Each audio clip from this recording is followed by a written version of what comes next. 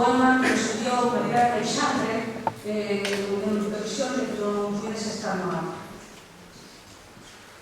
Fisiqueiroando. Queren furtarnos os bosóns de Higgs, cariñosamente chamados bosóns, logo de tanto esforzo procurándoos polas curvas e retortas do colisionador de hadróns. Queren roubarnos as ecuacións de Maxwell, cobrarnos polos campos electromagnéticos, riparnos o saboroso quark en canto, convencernos de que pode haber dous fermións con idénticos números cuánticos, e xa que logo a materia non é impenetrable. De mans dadas, nunha roda máis grande que a carrera de aceleración, indemos contra o seu ucase partículas alfa, mesmo non sendo de ouro, a procura da supersimetría. Se a antimateria está composta de antipartículas, encontraremos nel só antipalabras. E ainda non vai usar trayectorias, senón funcións de ondas, dicide comigo, trayectoria, enerxía. Sairemos e entraremos nos orbitais, contemplando o sorriso do gato de Schrödinger. Pois entre tantos mundos paralelos, non cabe poñer en dúbida falarnos física na nosa lingua. Ten a palabra a Xulón. Agradecervos en nome propio, en nome da Piga Ensino, a vosa presencia neste acto e moi encarecidamente as organizacións que tamén hoxe aquí están representadas e tamén a profesorado histórico, podemos decir, que temos aquí hoxe con nós, que desde a época do franquismo está impartindo estas materias en carrera. Estamos asistindo a un ataque permanente e sen precedentes contra o noso idioma, amparándose para iso na falacia da imposición, na tergiversación da realidade sociolingüística e na persecución diaria a calquera avance normalizador. Esta planificación destructiva contra o idioma, deseñada en Madrid e aplicada polo actual goberno galego, ten como objetivo final erradicar a nosa lingua como marca colectiva dos galegos e galegas, sabedores de que o idioma é o que fortalece a cohesión nacional imprescindible para avanzar e sermos donos do noso futuro como nación. Isto explica a obsesión permanente para eliminar os xa reducidos resortes legais que foi conquistando o galego e procurar a sustitución lingüística nomeadamente na mocidade. Cando presentaron unha das varias versións do decretazo contra o galego, o conselleiro de Educación, os xornalistas preguntáronlle, con unha pregunta normal, lóxica, por que motivo as materias de matemáticas, física e química e tecnoloxía non se poden impartir en galego? Dicían, haberá algún criterio, algo terán pensado, algún criterio que sustente algo pedagóxico, non? Igual que aquel, o presidente da Confederación de Nais e Pais de Centros Concertados, no 2009, dixo que era porque o galego non era apto para as matemáticas. Mirade a entrevista no Faro de Vigo, no ano 2009. Un señor, efectivamente, do Partido Popular. Pois a ver que o conselleiro, que motivo aducía? O conselleiro respondeu, non, esas materias non se deben impartir en galego por tradición. Por tradición. Mirade na hemeroteca. Cal tradición? A tradición da proscripción? A tradición da prohibición? Cal tradición? Aquí hai unha tradición ben diferente, aquí presente. Xa o dixo Marta da Costa, tamén o dixo o compañeiro Anxo. Unha tradición que leva contra vento e maré tentando introducir o galego nos diferentes ámbitos. Porque nós sabemos que calquera lingua do mundo, non só o galego, non somos nada chauvinistas, calquera lingua do mundo serve para os máis diferentes ámbitos.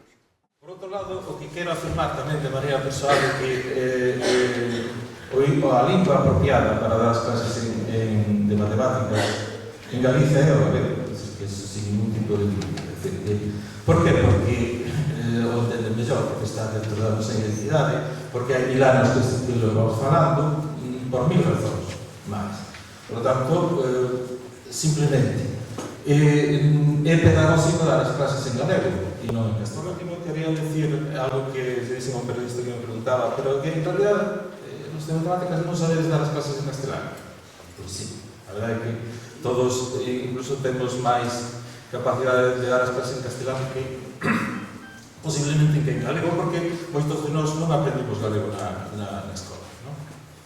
Sin embargo, lle puxen o exemplo de Rosa Parks. É dicir, que Rosa Parks podía levantarse. Estamos en Alabama, nos anos 50, 60, e podía perfectamente levantarse e cederse o asiento ao blanco que lle pedía que lle cedera o asiento. Pero non queremos. Simplemente. Podemos, pero non queremos. A área de tecnoloxía é relativamente nova e xa dende o principio moitos profesores e profesoras tivemos que preparar materiais curriculares necesarios para desenvolver o noso traballo, dada a falta de recursos existentes para a área da nosa lingua. Moitos compañeiros e compañeiras dedicaron moito tempo a producir e traducir textos ao noso idioma, preparando unidades didácticas, cursos, obradoiros, adaptando programas informáticos, facendo blogs, páxinas web, etc. Motivados pola nosa responsabilidade como docentes. Todo iso co objetivo claro de adaptar a área de tecnoloxía á nosa identidade cultural e lingüística.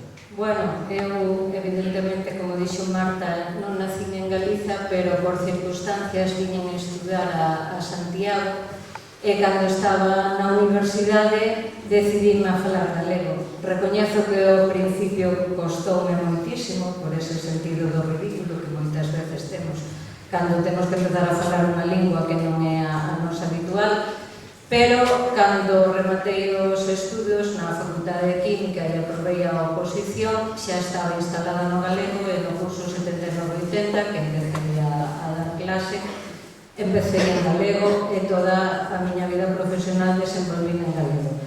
Naquel ano había unha legislación que sei que regulaba o uso do galego no ensino, pero que permitiu que compañeiros e compañeras que impartían as súas clases en galego fosen expedientados por das clases en galego. E eu recordo como unhas das primeiras movilizacións grandes nas que eu participei como docente precisamente as manifestacións que fixéramos cando fora expedientada Pepa Almonte por dar as súas clases en galego. Evidentemente, daquela, material didáctico en galego non había ningún, non había libros de texto, todo estaba en español e eu elaborei os meus apontamentos cos famosos clichés de multicopista, que era o que había naquela época, que nen sequera había fotocopias, e non tive ningún problema para dar as clases de física e química en galego. Durante 20 anos din clase en todos os niveis educativos, penso, na FP, na ESO, porque eu estaba nun centro no que precisamente adiantamos a ESO, e tamén no bacharelato, e podemos garantir que ningún alumno, nin alumna tivo nunca ningún problema para entender a física, nin a química, nin para aprobala, nin para aprobar a selectividade, nin para absolutamente nada de nada. É dicir, é incomprensible que se poda razonar que hai linguas máis acaídas para unhas materias que outras, e concretamente para as materias de ciencias. Eu acabo de escoitar agora 3 manifestos e lembro outro manifesto moito máis recuado que foi un manifesto que se fixera no Colexio de Licenciados, non lembro a data, as datas xa se esquecín, pero o que si me lembro é lendo na Escola de Maestría de Viveiro, donde o xefe de estudios era o xefe local da Falanxe. Eu lembro, era moi nova, lendo aquel manifesto do Colexio de Licenciados e a partir daquel manifesto empezábamos a dar as aulas en galego. Non se expõe na mesa ou... Estaría ben que faláramos aquí de algo práctico. Aquí digo públicamente que vamos a seguir basada na... Bueno, eu quería dicir que... Na superior, entón, mentres tanto, estes recursos non se resolven. Unha frase, palabra Vou ser moi breve, bueno, se chama Xosé Rodríguez, quería... A confianza en los mesmos... Entonces, un pouco... Reafirmación na nosa vontade de continuarmos a dar aulas en galego. Manifestamos a idoneidade do emprego do galego para a aprendizaxe das ciencias. Manifestamos a necesidade de continuar a impartir as nosas aulas para que o galego non retroceda na súa presenza nos centros e como medida normalizadora para ampliar o seu uso.